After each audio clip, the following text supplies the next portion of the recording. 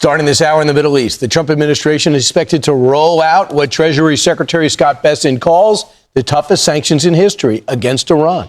Chief Foreign Correspondent Trey Yingst joins us live from Tel Aviv with the latest. Hey, Trey.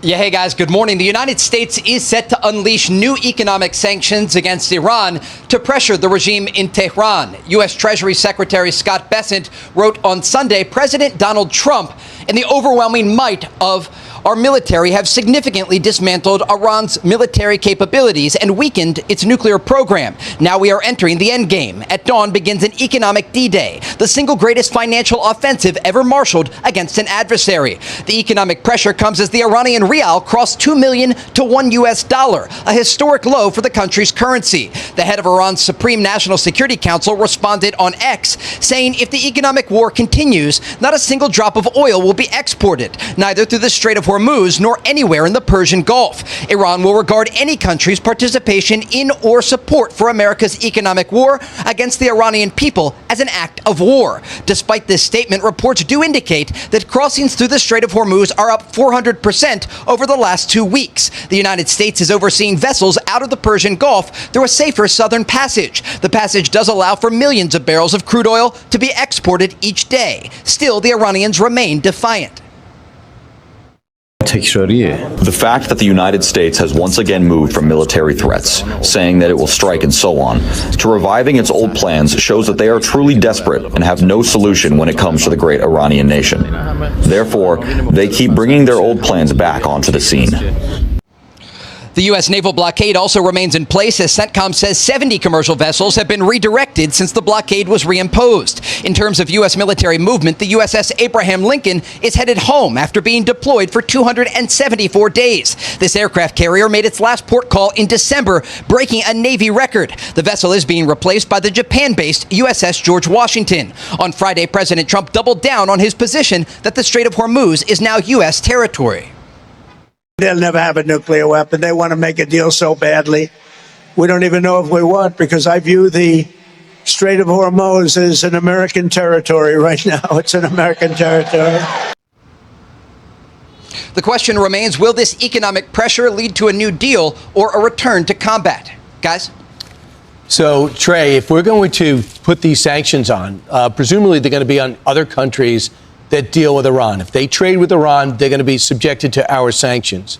So that means Pakistan, because Pakistan set up with their own trade deal with Iran. That means Turkey, who set up their own trade deal with Iran. People are focused on China and Russia, but these other countries are going to be in the line of fire, and that's kind of a tenuous situation.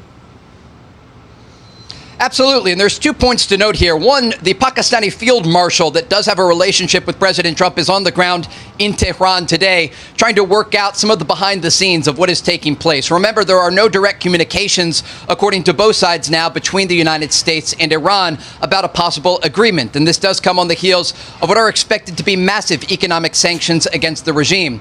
The second thing has to do with what President Trump said earlier this month. He indicated that any country around the world that is doing business with Iran, providing sanctions relief, or trying to get around these economic measures would face economic consequences of their own. And so the United States is trying to put into place here a program that will not only pressure Tehran, but will also deter allies of the Iranians from doing business with the regime. The goal here is to economically isolate the Iranians from the rest of the world and try to get them to change their behavior. But we have to look at the situation on the ground. We have been stuck in this cycle in the region of strikes and statements with no end in sight.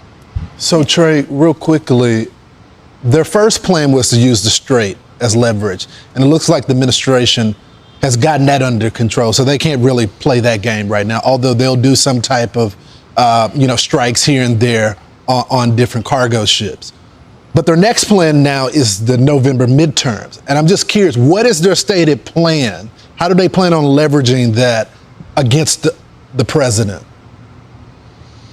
So the Iranians often, through propaganda outlets, will talk about the midterms in the United States. President Trump has told Fox News that the midterms are not affecting his decision-making process as it relates to Iran. When we look at the levers that the Iranians still have to pull, there were some interesting statements over the weekend where some top IRGC officials were talking again about the country's nuclear program and hinting at the fact that they may try to advance what remains of that program. But when we look at the Strait of Hormuz, the Iranians continue to say they are in control of the strait. The reality on the ground is very important to look at. The crossings through the Strait of Hormuz are up 400% over the past 2 weeks, but they're still down about 90% from pre-war levels. What the United States has been able to do here on the side, which is quite interesting, is oversee vessels that were previously trapped in the Persian Gulf safely through this southern passage out of the Strait of Hormuz. And this is allowing millions of barrels of Gulf crude oil from U.S. allies, not from the Iranians, to be exported. And it's undercutting Iranian efforts to maintain control over this critical waterway.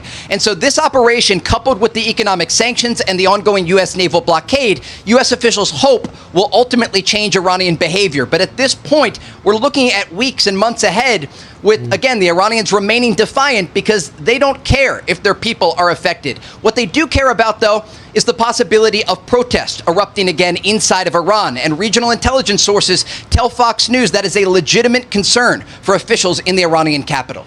All right, Trey, thank you so much.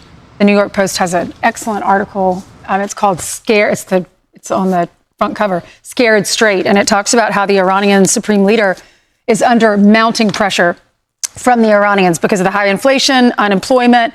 The grip on the strait has weakened. It talks about how cash is tight. Top political leaders are urging the regime to find a way out. Iran's own oil exports have dropped to near zero. And then you heard Trey talking about how there is flow through the strait, and it represents a 400% spike in the last 2 weeks, which means Iran has lost partial control of the strait.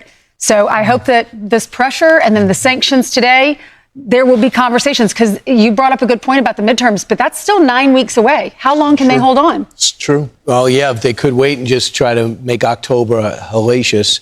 Gobleoff, the speaker, said, no matter how much military we have, if our people are struggling and the country lacks financial circulation and economic growth, we will not achieve progress. Yeah. So that's the good cop. You know, that's right. Now, the that's bad cop is the IRGC. Right.